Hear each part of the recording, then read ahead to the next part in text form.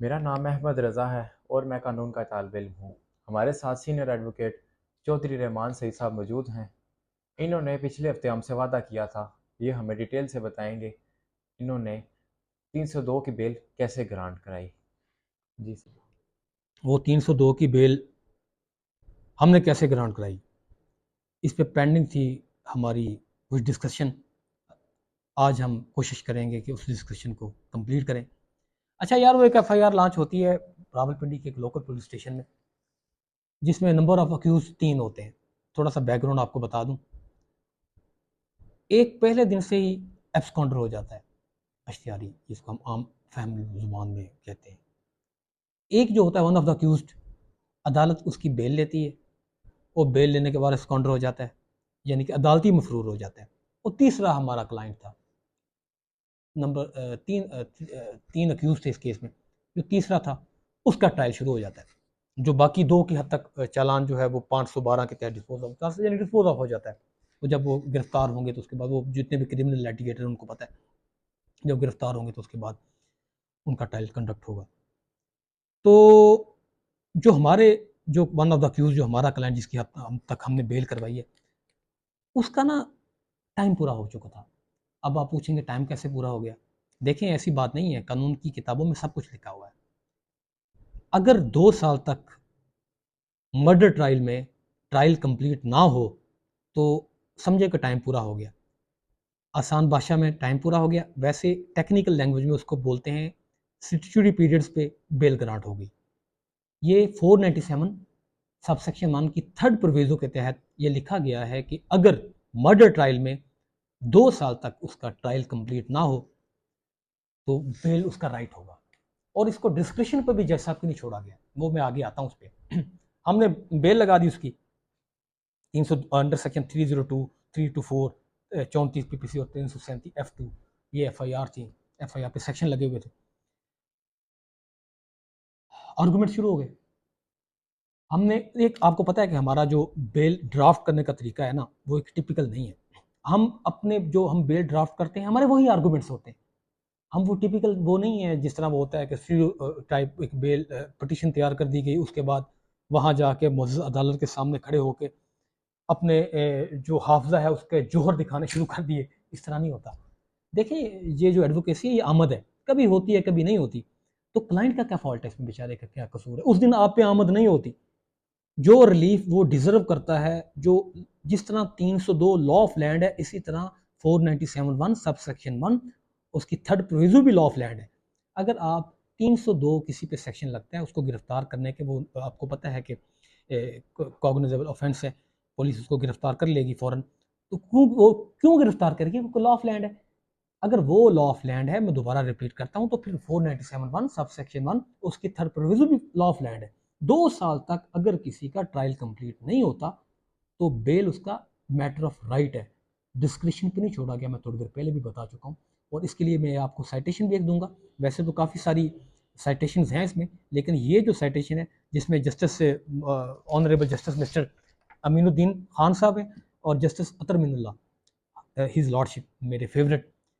आपको पता है कि जस्टिस मंसूर अली शाह साहब और जस्टिस अतर मिनुल्लाह, जब इंसानी हकूक़ की बात आती है और क्वेश्चन ऑफ लॉ को एलोबोरेट करना होता है, तो सुबहान अल्लाह, इनकी साइटेशन पढ़ के मज़ा आ जाता है। खैर, दोबारा मुद्दे की तरफ आते हैं। तो हमने ये थर्ड प्रीव्यू सिक्योरिटी पीरियड पे बेल हमने लगाई मज़द अदालत के सामने, सेशन कोर्ट रावलपिंडी में। और हमारी जो मेन हमारे आर्गूमेंट्स थे उसमें सबसे पहले कॉन्स्टिट्यूशन ऑफ पाकिस्तान आर्टिकल 9, जो लाइफ एंड लिबर्टी को डील करता है। इसमें पीएलडी 2001 सुप्रीम कोर्ट 415 जियाउल हक वर्सेस द स्टेट केस है लैंडमार्क। आप ये ज़हन में रखें, 2001 में 497(1) सब सेक्शन 1 की थर्ड प्रोविजन नहीं आई थी। ये मेरा ख्याल में 18th अमेंडमेंट जरदारी साहब के दौर में तब आई थी। लेकिन ये आर्टिकल 9 था, ये तो 1973 से है ना। तो लाइफ एंड लिबर्टी हमारा पहला आर्गूमेंट ये था, जिसमें सुप्रीम कोर्ट ये कह चुकी है, the honourable Supreme Court held that keeping an accused incarcerated for years without without conclusion of the trial violate Article 9 of the Constitution and entitles the accused to bail.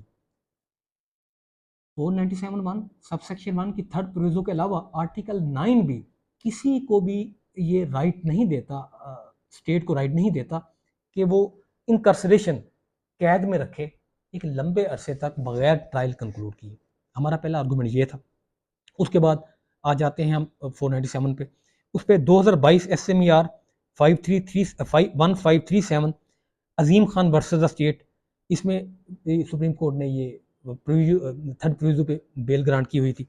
इसके अलावा ये तो चलते रहते ना, ये तो हमारे रिटर्न आर्गूमेंट थे। वहाँ खड़े होकर जो हमने जस्टिस अतर मिनुल्लाह साहब की लैंडमार्क साइटेशन, जिसमें आखिर में पपोर्ट भी हो जाएगा इसी स्क्रीन में आपके सामने, इसमें सुभान अल्लाह क्या साइटेशन है, उसमें अतर मिनुल्लाह साहब ने कुछ छोड़ा ही नहीं। उन्होंने कोई पॉइंट भी ऐसा लैकूना नहीं छोड़ा, तशनगी नहीं छोड़ी कि सेशन कोर्ट या हाई कोर्ट के पास कोई भी किसी भी किस्म का जवाब बाकी रह जाए कि हमने इस बंदे को बेल करार नहीं करानी। स्टैट्यूटरी पीरियड इसका पूरा हो चुका है। स्टैट्यूटरी पीरियड पूरा होने के बाद 497(1) सबसेक्शन 1 इसकी थर्ड प्रोविजो के तहत उसने बेल अप्लाई की है और कोई वजह नहीं है कि उसको बेल करार ना किया। एक चीज़ में उन्होंने डील किया। ये पपआउट हो जाएगी आखिर पे, पूरी साइटेशन मेरी कोशिश होगी पपआउट हो जाए। उसमें उन्होंने हमारा केस के साथ भी मिलता जुलता केस था। उन्होंने कहा कि अगर कोई बंदा इसमें किसी वन ऑफ द अक्यूज की बेल ग्रांट होती है, वो अदालती मफरूर हो जाता है, तो इसमें भी जो बंदा जेल में है, इनकारसरेशन अपनी कैद काट रहा है, उसके राइट्स कर्टेल नहीं होंगे। फिर उन्होंने कहा ये डिस्क्रिशन पे भी नहीं छोड़ा जैसा कि हाई कोर्ट या सेशन कोर्ट की डिस्क्रिशन भी नहीं है ये कि उसको बेल ग्रांट करनी है कि नहीं करनी, ये मैटर ऑफ राइट पे ले गए। इसके पारा नंबर 6 में थोड़ा सा आपको एलिबोरेट करता हूँ। उसमें उन्होंने कहा it is not disputed that the 2 years period specified in the third proviso of section 497(1) subsection 1 of the CRPC has passed and therefore the crucial condition has been met.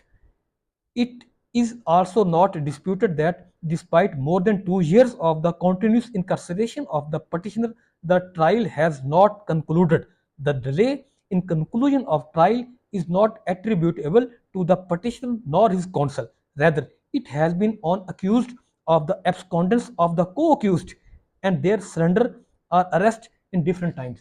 इसमें भी, इस केस में भी जो अतर मिनुल्लाह साहब, हमारे केस में नहीं, इस केस में मुख्तलिफ टाइम पे कोई एब्सकॉन्डर हो जाता था, गिरफ्तार हो जाता था, फिर दोबारा नए सिरे से चालान पेश हो जाता। उन्होंने कहा कोई इशू नहीं है, जो बंदा इनकारसरेट है, कैद में है, उसके 2 साल पूरे हो गए, इन चीज़ों का उस पर असर ही कोई नहीं। उसने अपना स्टैट्यूटरी पीरियड पूरा कर लिया। चूंकि उसने अपना स्टैट्यूटरी पीरियड पूरा कर लिया, अब वो बेल उसका मैटर ऑफ राइट है। इसके बाद अतर मिनुल्लाह साहब फरमाते हैं सुभान अल्लाह, उन्होंने कहा कि ये कोई मैथमेटिकली कैलकुलेटर नहीं होगा कि आपने कितने बार वो जैसा कौंसल जो हैं उसके डिफेंस साइड के पेश हुए हैं, कितनी बार नहीं पेश हुए, ये चीज़ें कोई काउंट नहीं होंगी, मैटर ऑफ राइट हो गया।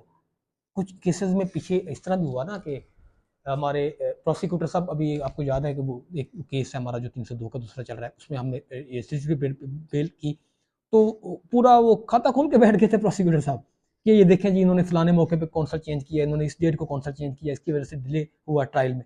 अतर मिनुल्लाह साहब ने कहा नहीं, बंदा आपकी कस्टडी में, डिफेंस कौंसल नया अरेंज करना उसका हक है, राइट है, आर्टिकल 10A, लेकिन इसकी बेस पे अगर 2 साल ट्रायल के ऊपर हो गया तो तब भी मैटर ऑफ राइट हो जाएगा। तो इसलिए ये पॉपआउट हो जाएगी एंड पे। इसको मैं अपने जितने भी ऑडियंस हैं, आम लोग हैं और जो नए वकला साहिबान हैं, देखिए पुरानों को तो सबको पता है, उनसे तो हम सीखते हैं। ये हमारी लेक्चर सीरीज़ भी जैसे भी आप जानते हैं, आपको पता है, ये उन वकला साहिबान के लिए जो अभी काला कोट पे नए नए हमारी चैम्बर या मार्केट या उन्होंने कचहरी ज्वाइन की है, तो उनके लिए है। खैर 302 उनके लिए नहीं है, और मैं ये सजेस्ट भी करता हूँ कि उनको इतनी जल्दी हाथ भी नहीं डालना चाहिए। देखें,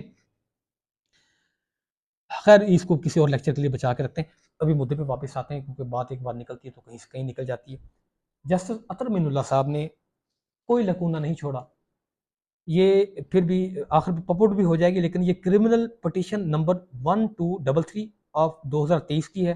डेट ऑफ हियरिंग इसकी 30 नवंबर 2023 थी, जिसमें जस्टिस अमीनुद्दीन खान साहब, जो हमारे मेरे ख्याल में भी जो बेंच बना है आइनी, उसके सरबराह भी हैं, और जस्टिस अज़मीनुल्लाह जो फंडामेंटल राइट के बादशाह हैं, इसमें कोई दो राय है ही नहीं, उनकी साइटेशन पढ़ के मज़ा आ जाता है। उनमें उन्होंने कोई लकूना नहीं छोड़ा। तो 302 सेक्शन के तहत अगर कोई बंदा इनकारसरेट है, इनकारसरेशन में है, कैद में है, 2 साल उसके पूरे हो गए हैं, 497(1) सबसेक्शन 1 की थर्ड प्रोविजो के तहत बेल जो है उसका मैटर ऑफ राइट है। एक ही साइटेशन पूरी उसकी जितनी भी 2 साल की जितने भी प्रोसिक्यूशन की स्टोरीज होती हैं, जितने भी प्रोसिक्यूशन के पॉइंट्स होते हैं, उनको कवर करने के लिए एक ही साइटेशन बहुत है। तो हमने ये पूरी साइटेशन और जैसा भी हमारा साथ दिया, अल्लाह उन्हें ज़िंदगी सेहत दे, ये बात उनकी समझ में आ गई और बेल ग्रांट हो गई। इसमें कोई दो राय नहीं है कि सेशन अदालत 302 की बेल लेते हुए इतनी जल्दी बेल नहीं लेते। अभी आपको याद है लास्ट मंथ 1 साल पूरा हो गया था, एफआईए 1 साल पूरा हो गया था, टुचा सा केस था, नहीं ली उन्होंने सिक्योरिटी बेल पे, हालांकि साल पूरा हो गया था उनका। वहाँ वो 1 साल वो मेजर क्राइम था, हीनियस नहीं था, उसका पीरियड 1 साल है। अच्छा, ये 2 साल का पीरियड सिर्फ मर्डर ट्रायल के लिए, ये बात ध्यान में रखें। 497(1) सबसेक्शन 1 थर्ड प्रोविजो, अगर इसकी जगह औरत या बीमार आ जाए, औरत आ जाए, फीमेल आ जाए, तो उसका 1 साल पीरियड हो जाता है। ये हट्टे कट्टे मर्दों के लिए 2 साल है, जो यानी कि जिन पे मुबैना कत्ल का मुकदमा है, वो बिहाइंड द बार है, जिनके 2 साल पूरे हो जाते हैं। तो मैं सजेस्ट करूंगा अपने जितने भी एसोसिएट्स हैं, जितने भी जूनियर वकला साहिबान हैं मेरे, कि ये एक ही साइटेशन सिक्योरिटी पीरियड्स के लिए बहुत है हमारे लिए, क्योंकि इसमें तमाम अहाता किया गया है, जितने भी क्वेश्चंस होते हैं, क्वेश्चन ऑफ लॉ उठाए जाते हैं प्रोसिक्यूटर की तरफ से। तो मेरे ख्याल में आज के लिए इतना ही बहुत है। तो ये वजह थी, ये साइटेशन थी, justice Athar Minallah goes to पूरा जो रिवॉर्ड है जितना भी, वो goes to mister his lordship justice Athar Minallah sahab, उनके साइटेशन के बेस पे हमने ये बेल ग्रांट करवाई है।